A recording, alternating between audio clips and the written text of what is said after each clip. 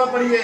हरि ओम विघ्नेश्वराय वरदाय सुप्रियाय लंबोदराय सकला जगद्दिशाय नागाननाय सुतयज्ञ विभूषिताय गौरीसुताय गणनाथाय नमो नमस्ते।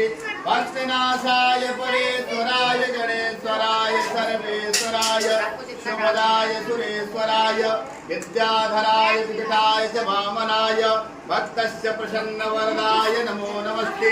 नमस्ते ब्रह्मरूपाय विष्णुरूपाय नमस्ते रुद्ररूपाय कलिरूपाय नमस्ते ब्रह्मचारिणी भक्तप्रिया देवाय नमस्तुभ्यं विनायकाः तुमेव विघ्नेत भक्तप्रदेत सुखदेत फलप्रदेत विद्याप्रदेत तेषां गणेश वरदो भव।